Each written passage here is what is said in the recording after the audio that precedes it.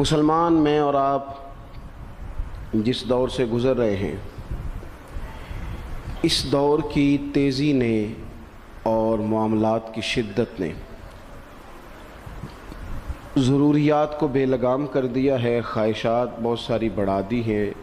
لازمی نتیجہ یہ نکلا ہے کہ لوگوں کے دل سخت ہو گئے ایک دوسرے کے لیے، مختلف ہیلے بہانے سوچ کے کہ جی چونکہ فلانا بھی ٹھیک نہیں تو لہٰذا میں بھی ٹھیک نہیں، کیونکہ فلاں میرے ساتھ یوں کرتا ہے تو میں بھی رد عمل کے طور پہ یوں کروں گا۔ ہم بھی اپنے دلوں کو سخت کر لیتے ہیں۔ وقت گزرنے کے ساتھ ساتھ آپ دیکھ لیں کہ لوگوں کا رویہ اتنا سخت ہو گیا ہے کہ کسی بھی محکمے کا آپ نام لے لیں، پوچھیں لوگوں سے کہ پولیس والے کس طرح کے ہوتے ہیں، تو لوگ ان کے بارے میں اپنے دلوں میں شدت رکھتے ہیں۔ پوچھ لیں آپ کے وابڈہ والوں کے بارے میں کیا خیال ہے، پوچھ لیں لوگوں سے کہ جناب تاجروں کے بارے میں رائے کیا ہے۔ چلیں ساری باتیں چھوڑ دیتے ہیں، مولوی پیر کیسے ہوتے ہیں؟ دیکھیں آپ نے مسکرا کے کیا حال کر دیا ہے بات کا۔ ہمارے ہاں شدت کی گئی ہر محکمے کے بارے میں، ہر شخص کے بارے میں۔ نتیجتاً کیا ہوا کہ طبیعتیں سخت ہو گئیں۔ یعنی یہ ضروری نہیں ہوتا کہ ہر بہو نافرمانی ہو، لیکن اس کی بہت پہلے تربیت کی گئی تھی، اسے بار بار کہا گیا تھا کہ جب تو ساس کے پاس جائے گی تو لگ پتہ جائے گا۔ تو بیچاری کا پہلے سے ہی ذہن تھا کہ ساس کسی خطرناک چیز کا نام ہے، پہلے سے اسے بتایا گیا تھا۔ ساس کو بھی کہا گیا تھا کہ جب تیرے گھر آئے گی نا بہو تب تجھے سمجھ آئے گی، تو پہلے سے ذہن سازی کر دی گئی تھی۔ تو ہم مزاج کے لحاظ سے آہستہ آہستہ ایک دوسرے کے حق میں سخت ہوتے گئے۔ میرے رسول پاک صلی اللہ علیہ وسلم کا جو پیغام ہے وہ احساس کا پیغام ہے، کسی کا احساس کرنا، اپنے دل میں کسی شخص کے لیے گنجائش پیدا کرنا، مختلف چیزیں سوچ کر اچھے گمان کر کے رب کی مخلوق کے بارے میں بہترین رائے قائم۔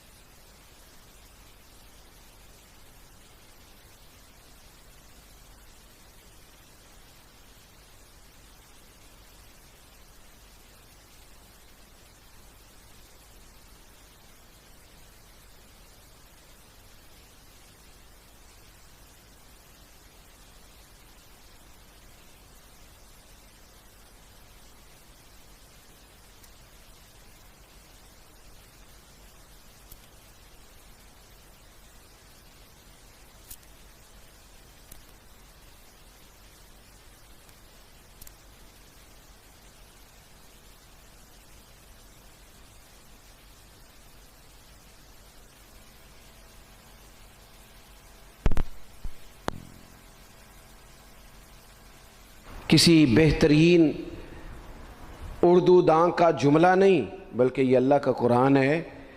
فرمایا مشکل میں تم ہو تو گراں میرے محبوب پہ گزرتا ہے۔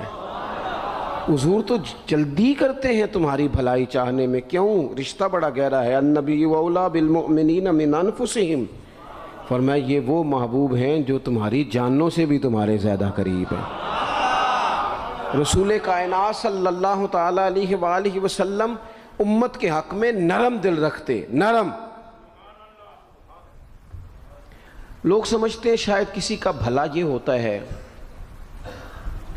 کہ اس کو 4 پیسے دے دیے جائیں، شاید اس کا بھلا یہ ہے کہ اسے نوکری پہ لگوا دیا جائے، شاید بھلا یہ ہے کہ اس شخص کو اگر کسی وہ مشکل میں آ گیا ہے تھانے کچہری کے معاملے میں تو وہاں اس کو سہولت دلا دی جائے، آسانی کر دی جائے، کسی کو مضبوط کر دیا جائے، تو یہ اس کے ساتھ بھلائی ہے۔ میرے رسول پاک صلی اللہ تعالیٰ علیہ وسلم نے بتایا کہ میں نہ مکارم اخلاق کی تکمیل کے لیے آیا ہوں، میں تمہارا وہ نفع کرنے آیا ہوں کہ تمہارا دل ساری جگہوں سے ہٹا کے رب رسول کی طرف مائل کرنا ہے، تمہاری طبیعتوں کے اندر جو سختی ہے اسے نرمی میں بدلنا ہے، تمہارے مزاجوں کے اندر جو بے لگام خواہشات ہیں انہیں شریعت اسلامیہ کی پابندی کی لگام دینی ہے۔ حضور سید عالم علیہ السلام نے لوگوں کی اصلاح کا جو دیکھیں نا، اگر کسی گھر میں بگڑے بچے سنور جائے نا تو روٹی تھوڑی بھی ہو تو گزارا ہو جاتا ہے، اگر گھر والے اخلاقاً اتنے اعلیٰ ہوں، ایک دوسرے سے پیار کرتے ہوں تو تھوڑے پیسوں پر بھی وقت گزر جاتا ہے۔ رسول پاک کا دل دھڑکتا تھا، کس لیے؟ صرف اس لیے نہیں کہ لوگوں کو نوکریاں مل جائیں، مال مل جائے، لوگ جو ہیں ان کے گھر کشادہ ہو جائیں، بلکہ حضور کا دل دھڑکتا تھا کہ لوگ دوزخ سے بچ جائیں، جنت کی طرف ان کا سفر ہو جائے۔ ان کے دلوں سے حسد کو، تکبر کو، غرور کو، انا کو، خود پسندی کو، عجب کو نکال دیا جائے۔ یتلو علیکم آیاتنا ویزکیکم، ان کا تزکیہ کر دیا جائے، دل صاف کر دیے جائیں۔ رسول پاک صلی اللہ علیہ وسلم احساس کے ساتھ جاتے ہیں۔ ہمارے ہاں نا تبلیغ ہوتی ہے لیکن اس میں درد نہیں ہوتا، الا ماشاء اللہ، اچھے لوگوں کی بات نہیں کرتا۔ لو میرے جیسے آدمی نے تقریر کرنی ہے، گھنٹہ گزارنا ہی ہے، تو پھر بعض اوقات نفس کی خواہشیں غالب ہوتی ہیں تو وہ اصلاح سے زیادہ شوق داد لینے کا غالب آ جاتا ہے۔ وہ آپ کو پتہ ہے نا، وہ ہمارے ہاں پھر وہ نقیب محفل بیچارہ کبھی بھاگ کے ادھر چلا جاتا ہے، کبھی بھاگ کے ادھر آتا ہے، کہتا ہے میں نے جملہ دینا ہے۔ اب وہ ایسے لگتا ہے جملہ نہیں دینے لگا، کوئی ایٹم بم دینے لگا ہے، جس میں اتنی اسے پریشانی، ایک جملہ کہنے لگا ہوں، سنبھال کے رکھنا، ضائع نہ کرنا، یہ نہ کرنا۔ وہ تو جملہ رہنے دے، تو آیت دے ہمیں کوئی قرآن پاک کی، تو ہمیں کوئی حدیث پاک سنا، تو اس حدیثی بات کر، یہ تو مطلب۔ اور پھر وہ داد کا اتنا شوق کہ جب تک سارے ہاتھ نہ کڑھیں، جب تک شمال جنوب والے نہ بول پڑیں تب تک بات نہیں ہوگی۔ یہ کیسی بات ہوئی؟ اصلاح کے اندر تو آپ کا درد آپ کی زبان سے زیادہ اثر رکھتا ہے۔ اقبال کہنے لگے کہ بات جو دل سے نکلتی ہے اثر رکھتی ہے، پر تو نہیں، پر طاقت پرواز مگر رکھتی ہے۔ وہ تو اڑتی ہے، وہ تو اس کی تو پذیرائی ہوتی ہے اگر بات دل سے نکل رہی ہے تو۔ عزیز بھائی یاد رکھیے گا، حضور سید عالم علیہ السلام درد دل کے ساتھ دعوت دیتے لوگوں۔ 10 دن حضور نے طائف میں قیام کیا ہے، ایک بندے نے بھی کلمہ نہیں پڑھا، الٹا انہوں نے روڑے مارے، تکلیف دی۔ حضور واپس آ رہے ہیں، صحابی ساتھ ہیں، باغ میں بیٹھ گئے، اتنی صحت مبارک پر انہوں نے معاذ اللہ تعالیٰ سنگ باری کی کہ خون مبارک بہہ رہا ہے۔ فوراً عرض گزار ہوئے، یا رسول اللہ صلی اللہ علیہ وسلم آپ دعا کر دیں یہ تباہ ہو جائیں۔ فرشتہ بھی حاضر ہو گیا، حضور آپ دعا کریں یہ تباہ ہو جائیں۔ لیکن محبوب کے دل میں نرمی ہے نا امت کے لیے، اگرچہ یہ ساری امت دعوت ہے اس وقت، پر اس وقت بھی نرمی ہے۔ محبوب کریم علیہ السلام نے ہاتھ اٹھائے، صحابی کہتے ہیں میرے دل میں خیال آیا اب یہ تباہ ہو ہی، میری طرف دیکھیں جی، اب یہ تباہ ہو ہی جائیں گے، اب کوئی نہیں بچا سکتا انہیں تباہ ہونے سے۔ لیکن حضور نے کیا کہا اے اللہ انہیں ہدایت دے دے، انہیں پتہ ہی نہیں یہ کیا کر رہے ہیں۔ فوراً عرض کی یا رسول اللہ ایک نے بھی کلمہ نہیں پڑھا، ایک نے بھی کلمہ نہیں پڑھا۔ کبھی پتھر مارنے کے والے کے لیے بھی دل میں احساس ہوتا ہے۔ ہمیں تو کسی نے کچھ بھی نہیں کہا، کوئی گالی نہیں دی، کچھ نہیں کہا، پر ہم سخت کیوں ہیں بھلا؟ وہ ہمارے پیچھے نہیں چلتا ہاتھ باندھ کے، جی میں ہاں نہیں ملاتا، تو ہمارا دل اس کے لیے سخت ہے۔ دو ہی تو بندے ٹھیک ہے دنیا میں، ایک میں ٹھیک ہوں اور ایک جو میری ہاں میں ہاں ملائے پوری وہ ٹھیک ہے۔ دونوں ہاتھ باندھ کے پیچھے چلے، تیسرے کو میں کیسے ٹھیک ہونے دیتا ہوں؟ میرا مزاج ہی نہیں، الا ماشاء اللہ ہماری طبیعت ہی نہیں ہوتی ایسی۔ خدا کے بندو، جب دل کشادہ ہوں، طبیعتیں کھلی ہوں، پھر اس طرح کا تھوڑی مزاج ہوتا ہے۔ کریم محبوب صلی اللہ علیہ وسلم سے عرض کی حضور ایک نے بھی نہیں کلمہ پڑھا، اور پھر بھی آپ کے دل میں اتنی وسعت ہے، آپ ہدایت کی دعا کر رہے ہیں۔ 10 دن لگائے، ایک شخص بھی نہیں آ رہا، تو محبوب کیا فرمانے لگے؟ کریم فرمانے لگے مجھے پتہ ہے انہوں نے تکلیف دی ہے، ایک نے بھی کلمہ نہیں پڑھا، جلدی نہ پریشان ہو جایا کریں۔ کچھ لوگ جلدی کچے جملے بوئے، ساڑی قوم نہیں ٹھیک ہو سکتی جی، ایسمو لگتا کچھ نہیں ہو سکتا دی، یہ نہیں ٹھیک ہو سکتے، فلانے نہیں ٹھیک ہو سکتے۔ شکوہ ظلمت شب سے تو کہیں بہتر تھا۔ اپنے حصے کی کوئی شمع جلاتے جاتے۔ اللہ کے حبیب صلی اللہ علیہ وسلم سے عرض کی یا رسول اللہ صلی اللہ علیہ وسلم ایک بھی نہیں مانا اور آپ نے پھر ہدایت کی دعا کی۔ تو یہ میرے محبوب کا امید کا طریقہ ہے۔ کریم فرمانے لگے اگر آج یہ نہیں مانتے تو پھر بھی تباہی کی دعا نہیں کرنی، یہ نہیں مانتے تو ان کی آنے والی نسلیں مان جائیں گی، مان جائیں گے لوگ۔ اپنے دل میں جب آپ نرمی لے آتے، ہمارے نا سینکڑوں نوجوان گناہوں میں چلے گئے ایک ایک علاقے سے۔ جو آدمی گناہ میں مبتلا ہوتا ہے نا وہ سخت تکلیف میں ہوتا ہے۔ انسان کو جو چیز سب سے زیادہ ستاتی ہے وہ اس کی اپنی غلطیاں ہوتی ہیں۔ حدیث میں فرمایا ما حاک فی صدرک، کھٹکتا ہے سینے میں، چبھتا ہے گناہ۔ یہ تکلیف دہ معاملہ ہوتا ہے، تڑپتے ہیں لوگ، سسکتے ہیں، لیکن روایتی انداز سارا جب ہماری مجالس اور محافل میں ہو جاتا ہے، کوئی نہیں وقت دینے والا، پیار کرنے والا، تھپکی دینے والا، بازو تھام، کوئی نہیں۔ ایک تقریر وہ ہے جو میں آپ سے کرتا ہوں، بس ٹھیک ہے گھنٹہ گزارنا ہے، تو وہ بھی کئی میری طرح کے لوگ ہیں جو جمعرات کو فیصلہ کرتے ہیں سویرے کیا بیان کرنا ہے۔ حالانکہ میری طرح کے جو چھوٹے ہیں وہ ہفتے سے ہی تیاری شروع کر لیتے ہیں تاکہ کچھ غور فکر کر کے قوم کے سامنے رکھا جائے، ضروری۔ اب ایک تقریر میں آپ سے کرتا ہوں، سمجھانے کے لیے عرض کرتا ہوں۔ ایک تقریر ایسی ہے جو خطیب صاحب آپ سے کرتے ہیں، اور خدا نخواستہ اللہ تعالیٰ معاف کرے، صرف سمجھانے کے لیے اگر ان کو پتہ چل جائے کہ ان کا بیٹا کسی غلطی میں مبتلا ہو گیا تو پھر بھی اسی طرح ہی داد و تحسین کے لیے لش پش کر کے تقریر ہوگی؟ نہیں، پھر یہ انداز نہیں ہوتا۔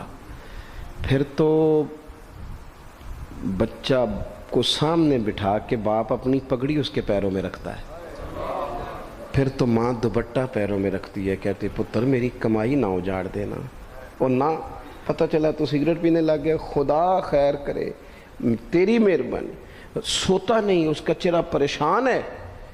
اب بات آئی ہے نا، اب یہ وقت آیا تبلیغ کا، اصلاح کا۔ اسے منت کر کے سمجھایا، اس کو گزارش کی، اس نے کہا ابا جی غلطی ہو گئی تھی، آئندہ نہیں کرتا، پوری اس نے تسلی دی، پھر بھی نہیں سوتا۔ بچہ تو وعدہ کر کے چلا گیا، پھر بھی نہیں سویا، وہ اپنے کمرے میں چلا گیا اور اس نے مصلی بچھا لیا۔ کہا یا اللہ یہ میری عمر کی کمائی ہے، مالک اسے ہدایت دے دے۔ او بھائی جب تو اس انداز میں ملت کے ہر بیٹے کی اصلاح کرنے لگے گا، اور اس سے مراد صرف خطیب واعظ ہی نہیں، حضور نے ہم سب کے ذمہ لگایا تھا بلغ عنی ولو آیا، ہم سب کی ذمہ داری ہے لوگوں کے لیے، لوگوں کو قائل کریں۔ مجھے بتاؤ اپنی ذات کے حق میں قائل کرنا ہو تو کرتے ہیں کہ نہیں؟ ہوتا ہے نماز کی دعوت ہم کیسے دیتے ہیں؟ ہم کہتے ہیں پڑھ لیے کر نماز، اتنے پیسے کہاں لے کے جائے گا، یہی دعوت ہوتی ہے نا۔ وہ کہتا ہے تو نے اپنی قبر میں جانا اور میں نے، یہ تو ہے ہمارا دین کے حق میں۔ وہ محفل میں آنا اگر ٹائم ملا تو ٹھیک، یہ ہے دین کے حق میں۔ اور جب اپنی باری آئے، کسی سے 50,000 روپے چاہیے تھے، فون کیا اس کو، ملنا تھا، وہ کہتا حکم کریں، کہتے نہیں ٹیلی فون والی بات نہیں، کہتے میں تو 2 بجے ملوں گا، تو 2:30 بجے مل، پر میں مل کے کر لیں۔ پھر جاتے ہی اس سے 50,000 مانگا نہیں، پہلے منت کی، دکھ سنایا، پھر اسے ثابت کرایا کہ تیرے علاوہ دینا بھی کسی نے نہیں، سارے غلط بندے ہیں، تو ٹھیک ہے معاذ اللہ۔ پھر اس کو یہ بھی ثابت کرایا وقت پہ واپس کر دوں گا۔ اتنی ساری گزارش کر کے رو دھو کے جب وہ پورا قائل ہو گیا تو آخر میں کہا مجھے 50,000، صحیح کہہ رہا ہوں؟ ہاں نہ تو کرو نا، چلو ہلکا سا ایسے تو کرو نا، ہوتا ہے کہ نہیں ایسے؟ او بھائی اپنے حق میں قائل کرنا تھا تو تجھے سارا طریقہ آتا تھا، اور رب رسول کے حق میں قائل کرنے کا تجھے طریقہ ہی نہیں آتا، تجھے پتہ ہی کوئی نہیں کہ کیسے قائل کرنا ہے۔ اپنے لیے تو نے قائل مائل کرنا تھا، سارا پتہ تھا، سب خبر تھی کیسے منانا ہے، اور کسی کو مسجد کے لیے منانا تھا تو کہتا جی میری کو مانتے ہی نہیں، میری کون سنتا ہے۔ آپ جب تک اس درد سے، زازان نام کا ایک گویہ تھا، بغداد میں گاتا تھا، آواز بڑی سریلی تھی، بڑے لوگ اس کے گرد جمع ہو جاتے، حضرت عبداللہ ابن مسعود رضی اللہ تعالیٰ عنہ، حضرت عبداللہ ابن مسعود، یہ وہ خوبصورت ہستی ہیں کہ محبوب نے فرمایا ان سے قرآن سیکھا کرو، یہ اسی طرح پڑھتے ہیں جس طرح میرے اوپر نازل ہوا تھا۔ حضرت عبداللہ ابن مسعود رضی اللہ تعالیٰ عنہ صحابہ میں مفتی، صحابہ میں قاری، بڑے آدمی. حضرت عبداللہ ابن مسعود ایک دن گزر رہے تھے کسی مقام سے جہاں بھی وہ رہتا تھا، تو وہاں اللہ معاف فرمائے گانے بجانے کی مجلس سجی ہوئی تھی، وہ گا رہا تھا. آپ گزرے تو کانوں میں ہلکی سی آواز گئی. قریب ایک شخص سے پوچھا یہ کون ہے، کس کی آواز ہے؟ کہا حضرت یہ زازان نام کا ایک گویا ہے. وہیں کھڑے کھڑے درد سے کہنے لگے کتنی سونی آواز ہے، کاش یہ قرآن پاک کی تلاوت کرتا، اتنی خوبصورت آواز ہے، کوئی تو ہو نا جو اس درد سے بات کرے، کاش یہ قرآن پاک پڑھتا. اور پھر دعا مانگتے آگے تشریف لے گئے. وہ جوان تھا، فارغ ہو کے باہر نکلا، لوگوں کا رش تھا. ایک شخص نے اسے روکے، کہا زازان ادھر آ، پتہ آج کیا ہوا؟ کہا جناب کیا؟ کہنے لگے جانتے ہو حضرت عبداللہ ابن مسعود کو؟ کہا جانتے ہیں. فرمایا وہ صحابی رسول صلی اللہ علیہ وسلم آج گزرے، تیری آواز ان کی سماعتوں سے ٹکرائی تو فرمانے لگے کاش یہ قرآن پاک پڑھتا. کہنے لگا صحیح بتاؤ انہوں نے میرا نام لیا ہے؟ صحیح بتاؤ میرے لیے کہا انہوں نے؟ میرے جیسے شخص کے لیے میں سوچ بھی نہیں سکتا. میں کہاں وہ کہاں، میرا نام لیا ہے. کہاں؟ تھوڑی دیر رکا، چند لمحوں پتہ نہیں سوچیں کہاں کہاں کا سفر کر کے آئیں. وہ ساری سوچیں درد بن کے آنسو بنی، اور پھر آنسو داڑھی پہ ٹپکے چہرے پہ آئے. پھر لوگوں سے پوچھنے لگا گھر کا پتہ بتاؤ گے؟ کہا وہ فلاں جگہ پہ موجود ہیں. دوڑا گیا، دروازے پہ دستک دی، حضرت عبداللہ ابن مسعود آئے. کہا کون ہو بیٹا؟ کہنے لگے حضور میں وہی ہوں جس کے بارے میں آپ نے کہا تھا کاش یہ قرآن پڑھتا. میں آ گیا ہوں، پڑھا دے مجھے قرآن پاک، پڑھا دے. کوئی بیٹھا ہوا مجھے دور دعا دیتا ہے، میں ڈوبتا ہوں پر سمندر اچھال دیتا ہے. کسی سے تو آپ پیغام حق کہیں، کسی کو تو دعوت خیر دیں. یہ سب سے بڑا بھلا ہے اگر کسی بد اخلاق کو با اخلاق کر دو گے نا، اس کی بیوی سکون میں آ جائے گی، اس کی ماں آرام سے سونے لگے گی، اس کا باپ کہے گا وہ حد ہو گئی، میرا پتر ٹھیک ہو گیا ہے، تمیز سے بات کرنے لگا ہے.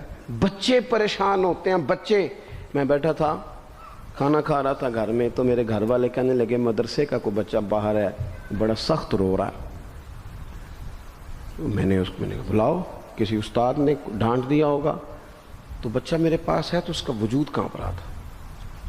میں نے کہا پتر کیا ہوا؟ کہنے لگا پیر صاحب وہ میری امی تے ابو کارفیر پہ لڑ دینے، کرو فون آیا ہے. تو میں نے کہا بیٹا پریشانی کی کیا بات ہے؟ کہنے لگے بڑی سخت لڑائی ہوتی ہے، میرے والد میری اماں کو مارتے، پھر ہم سارے بہن بھائی نا چارپائیوں کے نیچے چھپتے ہیں. تو وہ دور ہے، اس وقت تو 1.5 گھنٹے کا فاصلہ ہے، دور ہے میرا گھر، پر پتہ نہیں ہمارے گھر کیا ہو جائے گا. پیر صاحب آپ دعا مانگے نا، آپ دعا کریں نا. اس بچے کی کیفیت اور اس کے اوپر چھائی ہوئی آزمائش اور اس کے طبیعت میں اسے دیکھ کے میرے آنسو نکل گئے. کچھ دنوں کے بعد میں نے اس کے باپ کو بلایا. میں نے کہا خدا کے بندے، تیری انا اور تیری بیوی کی انا اتنی سخت ٹکراتی ہے کہ تیری اولاد پیس کے رہ گئی. کاش تو رسول اللہ کی اس صفت سے آگاہ ہوتا کہ خدا کے بندوں کو معاف کر دو، اللہ تمہیں معاف فرما دے گا. کاش تمہارے اندر وہ کیفیات ہوتی. تمہارے بچے میلوں دور رہ کے بھی تڑپتے ہیں کہ جانے گھر میں. کیوں؟ اس لیے کہ گنجائش نہیں دلوں میں، کوئی اخلاقی تعلیم نہیں. ہم نے اپنے گھروں کو خود اپنے ہاتھوں سے اتنا آزمائش کا گھڑا بنا لیا ہے. لڑائیاں، جھگڑے، مصیبتیں. کیوں؟ کہ پیسوں کی تو تبلیغ روز ہوتی ہے کہ کمانے چاہیے، مال کی تبلیغ تو روز ہوتی ہے، درد نہیں بٹتا، اخلاق کی بات نہیں ہوتی. او سجنوں، ہمارا غریب گھر تھا، پر میرے ابا جی جب گندم کا سیزن ختم ہوتا گھر میں لے کے آتے تو ہمارے گھر کے سین میں کھڑے ہو کے فرماتے لو پتر کسے دا گھر وال نہیں تکنا، میں دانے پاتے نے پھڑو لیتے تھے تو اڈی ماں نے اچار پا دیتا ہے. اب پرواہ نہیں. اس سادگی کے ساتھ، اس آسانی کے ساتھ گزارا ہوتا تھا. میں نے ایک دفعہ کہا، میں نے کہا ابا جی لوگ بڑا بڑا پیغام دیتے ہیں پیسے کماؤ پیسے، آپ نہیں دیتے پیغام. چلیں یہ بتا دیں کوئی شے پسند نہیں کھانے میں؟ کہنے لگے بیٹا بھوک لگی ہو تو ہر شے پسند ہو، نہ لگی ہو تو نخرا ہی نخرا، اگر طلب ہوگی تو یہ بھی تمہیں نفع دے گا، لیکن اپنے گھر میں سکون رکھنا، اطمینان رکھنا، اس ٹینشن سے اپنے ایک دوسرے کو اخلاق کا سبق پڑھائیں، دلوں کی نرمی کا درس دیں، تھوڑی سی کوشش کریں جس سے ہمارے گھر بچ جائیں، اور اگر کوئی بندہ گناہگار نظر آئے تو اس پر تنقید نہ کریں، تنقید نہ کریں، مجھے صحیح بتانا، دل پہ ہاتھ رکھ کے، خدا نہ خواستہ کسی کا بچہ بچی معاذ اللہ، اللہ بچائے سب کو، بگڑ جائے تو کیا وہ چوک میں کھڑے ہو کے چسکے لے لے کے بتائے گا کہ بچہ میرا بگڑ گیا؟ بولو سارے، بولو جلدی سے۔ تو پھر پڑوسیوں کا بچہ بگڑا ہے تو پھر چسکے کیوں لیے؟ گلی میں کسی کی بیٹی سے معاذ اللہ خدا نہ خواستہ کوئی ایسی غلطی ہو گئی تو جگہ جگہ باتیں کی، تیاں سانجیاں نہیں ہوندیاں؟ اپنے بچے کے بارے میں جب تو کہتا ہے چھپ جائے بات، دیکھنا۔ حضرت سیدنا جنید بغدادی کہتے ہیں میرے ماموں تھے حضرت سری سختی، میں اپنے ماموں سے ہی بیعت تھا، انہی کی خدمت میں رہتا تھا۔ فرماتے ہیں ہم جا رہے تھے، ایک دن انہوں نے چھڑی پکڑی ہے، ایک ہاتھ میں مجھے تھاما ہے، تھوڑا آگے گئے تو رش تھا، چند لوگ کھڑے تھے، تو حضرت سری سختی مجھ سے کہنے لگے جنید دیکھ تو صحیح رش کیوں ہے؟ تو میں گیا تو ایک نوجوان شراب پی ہے، معاذ اللہ نشے میں دھت لیٹا ہے، ارد گرد لوگ کھڑے، اور وہ چونکہ پوری طرح اس پر نشہ غالب ہے تو اول فول باتیں کر رہا ہے، لوگ بھی اس کے ساتھ جو ہے وہ ہنسی مذاق کر رہے ہیں، اس کا مذاق اڑا رہے ہیں، رش ہے۔ میں نے آ کے کہا حضور دفع کریں، ایک شرابی لیٹا ہے، لوگ بھی مذاق اڑا رہے ہیں اور بس ایسے شغل لگا ہوا ہے۔ سارے لوگ تماشبین نہیں ہوتے۔ حضرت فرمانے لگے نہیں جنید ایسے کیسے چلے جائیں، چل نہ مجھے لے چل۔ کہتے ہیں بوڑھے شیخ، ہاتھ میں نے تھاما تو وہاں لے گیا، حضرت نے لوگوں کو ڈانٹا چلو دوڑو۔ پرانے زمانے میں لوگ بزرگوں کی حیا کرتے تھے، سب لوگ وہاں سے چھٹ گئے۔ کہتے ہیں مجھے فرمانے لگے جنید جا پیالے میں پانی لا۔ کہتے ہیں میں ایک پیالے میں پانی بھر کے لایا، انہوں نے اپنے بوڑھے ہاتھوں سے اس کا منہ دھویا، اس کے چہرے پہ پانی ڈالا، اس کا منہ صاف کیا، پھر اسے کھڑا کیا، اسے گھر بھیجنے کو کہا۔ کہتے ہیں وہ وہیں ایک کونے میں سائیڈ پہ ہو گیا تو حضرت نا منہ دھو کے نا تھوڑی دیر چپ کر گئے، پھر 2-3 لمحے گزرے تو ان کی آنکھوں میں زور زور سے آنسو ٹپکے، اور ہاتھ اٹھا کے کہنے لگے مالک میں تیرا کمزور بندہ ہوں، میں منہ دھو سکتا تھا، میں دل تو نہیں نہ دھو سکتا، جو میرے اختیار میں تھا میں نے کر دیا، باقی تو مقلب القلوب ہے، کر نہ کرم۔ یہ کسی ماں کا بیٹا ہے، کسی خاتون کا شوہر ہے، او بھائی جو نشے پہ لگ جائیں ان کے بچے باپ کے ہوتے ہوتے یتیموں جیسی زندگی گزارتے ہیں، لوگوں کے مانگ کے کپڑے پہنتے ہیں۔ کسی نے کہا تھا اگر دشمن سے زیادہ بدلہ لینا ہو تو اسے قتل نہ کرو، نشے پہ لگا دو۔ معاذ اللہ، اتنا لوگوں نے، کتنا عام نشہ ہو گیا۔ کہا اللہ میں نا منہ دھو سکتا ہوں، دل نہیں، دل تو دھو سکتا ہے، دھو دے۔ کہتے ہیں یہ کہہ کہ حضرت اٹھے تو میں نے عرض کی حضور ویسے منہ دھویا کیوں آپ نے؟ تو فرمانے لگے اس لیے دھویا ہے کہ جب تک منہ سے بدبو آتی رہے گی جتنے لوگ سونگتے رہیں گے اس کے شرابی ہونے کے گواہ بنتے رہیں گے، میں نے اس لیے دھو ڈالا ہے کہ ہو گئے پیچھے جو ہو گئے مزید گواہ نہ بنے۔ حضرت سری سختی کہتے ہیں حضرت جنید بغدادی کہتے ہیں میں نے اسی رات تہجد کے وقت اٹھ کے حضرت کو وضو کرایا، میں نے ان کا بازو تھاما، میں ہی ان کو مسجد میں لے کے گیا۔ کہتے ہیں جب ہم مسجد میں پہنچے تو وہ کل دوپہر والا شرابی ہم سے پہلے مصلی پہ بیٹھا تھا۔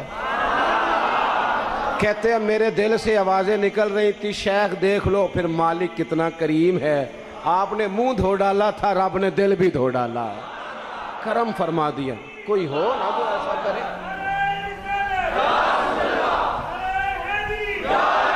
آؤ نا سنگیوں ملے، ایک دوسرے کا منہ تو دھونا شروع کرے نا، آؤ نا ایک دوسرے کو یہاں تک وضو کا پانی تو فراہم کرے نا، کچھ تو خیر تقسیم کرے۔ اخلاقی تربیت کا میں دیکھتا ہوں ہمارے وطن میں اضطراب ہے، بے چینی ہے، اس طرح کا ماحول بنایا گیا ہے کہ لوگ ایک دوسرے کے حق میں سخت ہو گئے ہیں، مزاجوں میں تلخیاں ہیں، لڑتے جھگڑتے ناراض ہوتے لوگ، بگڑتے کوستے ڈانٹتے شکوے کرتے لوگ۔ شکوہ جو ہوتا ہے نا یہ بندے کو بے چین کر دیتا ہے، शुक्र बंदे को सुकून में मुब्तला करता है। शिकवे आजमाइशें अपने दिलों में वुसअत लाएं, एक दूसरे को इस्लाह की तरफ लाएं, एक दूसरे को पैगाम दें, एक दूसरे की तरबियत करें। थोड़ा सा हौसला, थोड़ा सा सब्र, थोड़ी सी गुंजाइश अपनी तबीयतों में पैदा करें। अपने बच्चों पर सबसे ज़्यादा निगरानी ये करें कि उनका इखलाकी मेयार क्या है।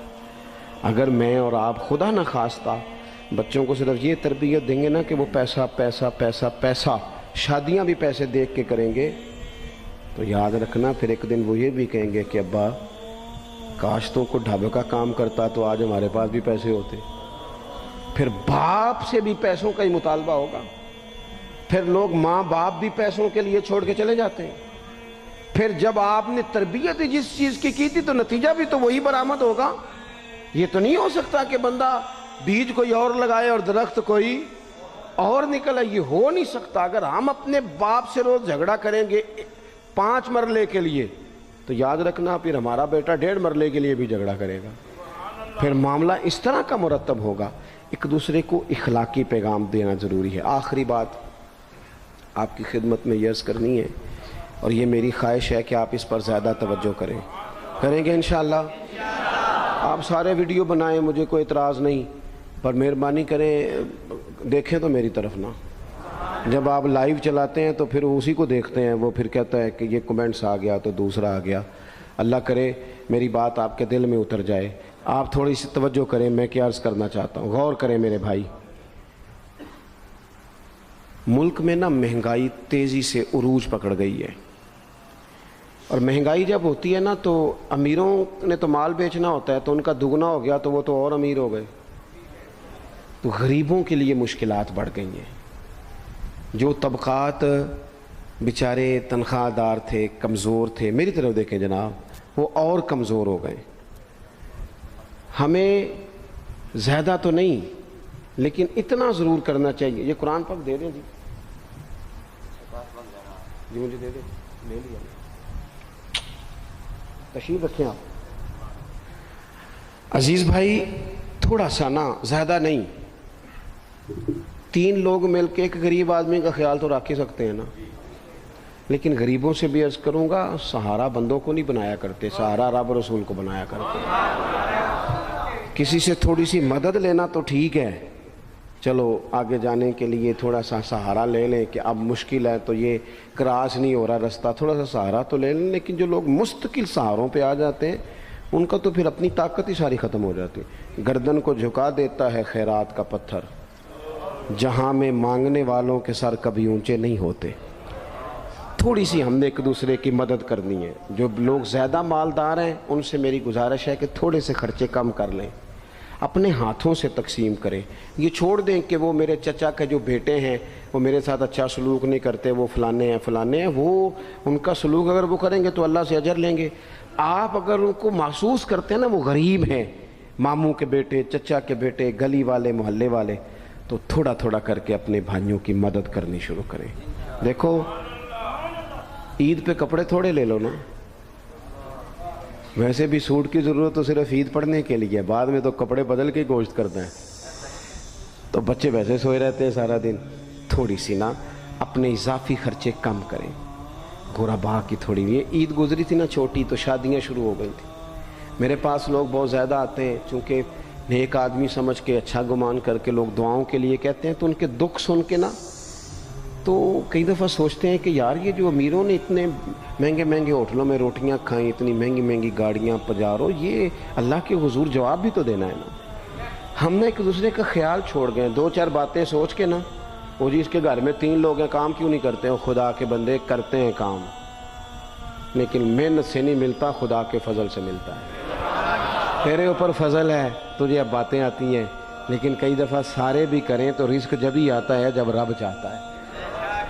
एक तो वो लोग हैं जो हाथ फैला के मांग लेते हैं, एक सफ़ेद पोश होते हैं, ला यसअलून अन्नास इल्हाफा, जो लिपट लिपट के सवाल नहीं कर सकते। उनको देखें, बिलखुसूस अपने बहन भाइयों में, करीबी रिश्तेदारों में, पड़ोसियों में थोड़ी थोड़ी लोगों की मदद करें, और अपने खर्चे बतदरीज कम करें। ख्वाहिश तो बच्चों की तरह होती है, एक ख्वाहिश पूरी करें तो दूसरी पैदा हो जाती है, दूसरी पैदा करें तो 4 ख्वाहिशें और खड़ी हैं। ये नफ्स तो बच्चे की तरह है। اپنی خواہشات تھوڑی کم کر کے. یہ حکومتوں سے آپ امید نہ رکھیں. ہمارے ملک میں جتنی سیاسی جماعتیں حکومتیں کر چکی ہیں یا کر رہی ہیں، ان سے کوئی توقع نہیں. یہ بیچارے تو اپنے جھگڑوں سے ہی باہر نہیں آتے. انہیں کیا خبر کہ غریب کہاں بستا ہے. جب تک بندہ وہاں سے ہو کے نہیں نہ گزرتا جو اصل جگہ ہے. تمہیں یہ جو تم اے سی والے کمروں میں بیٹھ کے اور جناب نیسلے کی بوتلیں رکھ کے پریس کانفرنس کرتے ہو، تمہیں کیا پتہ ہو، تمہیں کیا خبر ہو کہ بچوں کی فیس دینی ہو تو بوڑھے ماں باپ پہ کیا گزرتی ہے. تمہیں کیا خبر ہو کہ عید آ گئی ہے تو بوڑھے کس طرح مشورے کر رہے ہیں کہ اگر عید کر کپڑے نہ کر لے تو ساس گلا کرے گی. تمہیں کیا خبر ہو کہ کچھ غریب ایسے بھی ہیں جو بیچارے رات کو مشورہ کرتے ہیں کہ صبح ناشتے میں گھی کہاں سے لانا ہے. بچوں کے پراٹھوں کے لیے تو گھی بھی نہیں ہے. گندم امیر شہر کی ہوتی رہی خراب اور بچی کسی فقیر کی فاقے سے مر گئی. خدا را مہربانی کریں، گنجائش پیدا کریں. بندہ کبھی بھی جیب کا سخی نہیں ہوتا. بخاری شریف میں پورا باب ہے کہ بندہ غنی دل کا ہوتا ہے. اپنے دل کا غنا اپنے اندر لائیں.